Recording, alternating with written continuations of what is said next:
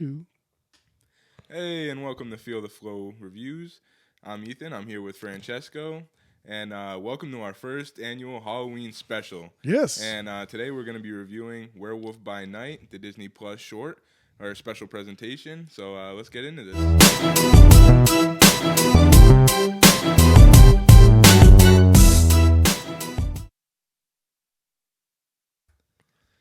So, Werewolf by Night.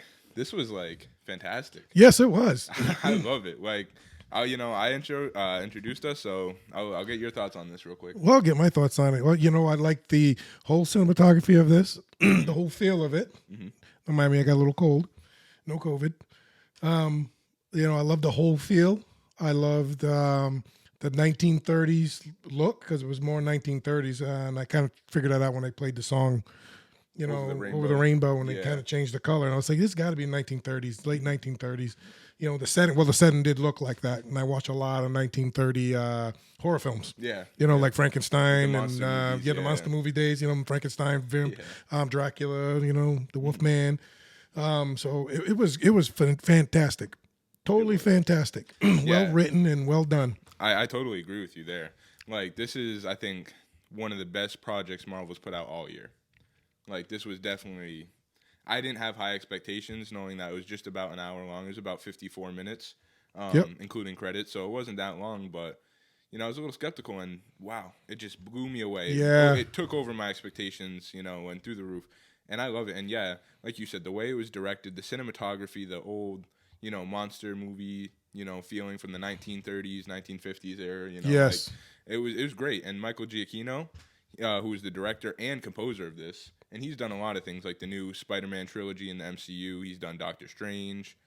Michael Giacchino is like crazy. He does a lot of projects. Yeah. So the fact that this is his first directing gig and he composed it as well, I just thought it was great. I think he did. Yeah. He did a great job on it. I watched a lot of Wolfman shows, like those that era, Yep. like with Michael Landon. Yep. I mean, I'm going back. Some of you young guys probably don't know who Michael Landon is, but like I was a teenage werewolf, and back in those, so classic werewolf. Yeah, the way he was jumping, and I love that. The action sequences. It was just oh man, it was brutal for the MCU. Yes, it was brutal. It was brutal. Like, they got some blood flying everywhere, and I think they got away with that because it was black and white. Yep. But like, Wolfman slashing people up, and you got blood on the screen and everything. And I want to take Gael Garcia. Or Gael Garcia, however you pronounce his name. Yeah, Gael Garcia. He was great. Sorry if I butchered his name, but he was great. He was like really, really good as the Wolfman or Werewolf by Night in this case. He's not the Wolfman, but Werewolf by Night. And then Laura Donnelly, she was really good as Elsa Bloodstone. So that's our introduction to two new characters. Yes.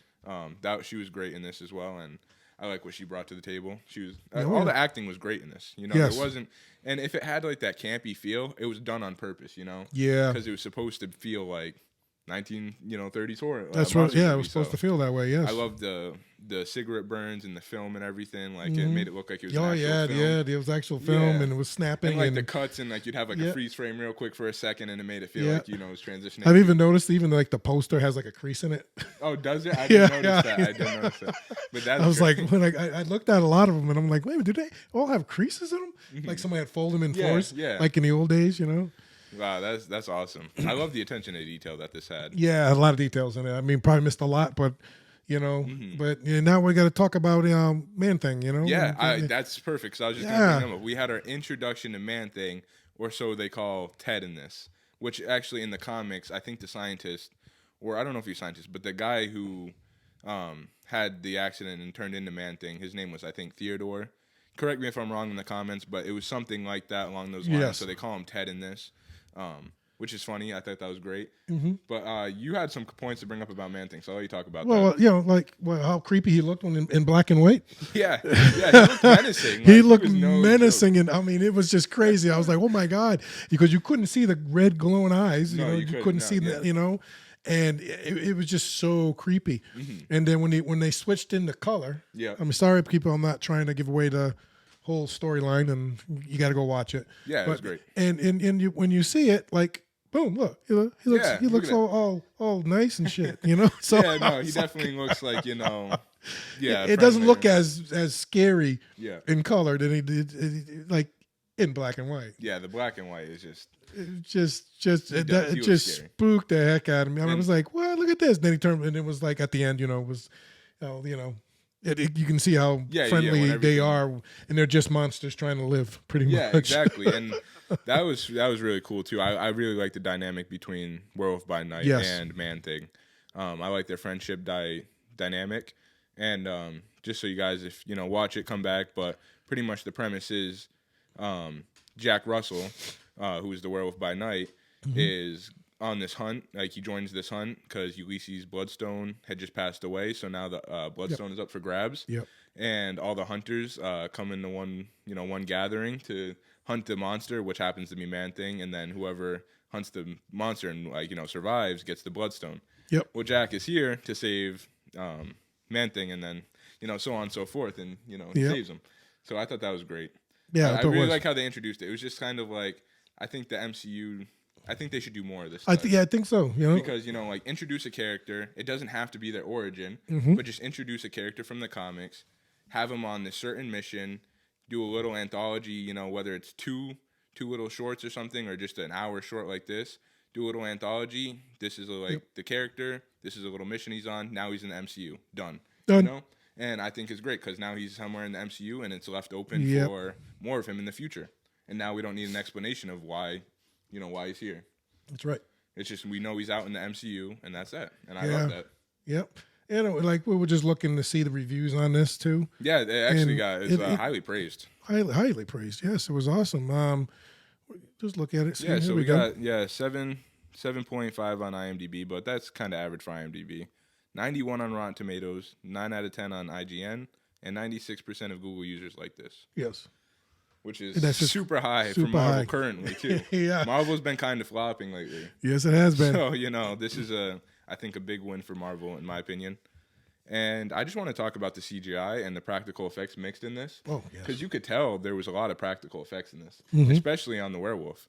And I thought he looked great. I love the face paint he had on. Oh, yeah. All the hair, just his facial structure and everything, his claws and everything. He just looked really good. Yes, he did. And then Man Thing was obviously CGI, but I don't think it was bad. No, I think it was at done all. really I mean, well. look, I think it was done very well. No, it was. It It was. A lot of And, detail to it. He wasn't in it a lot. Not but, like She-Hulk and Yeah. that bouncing around.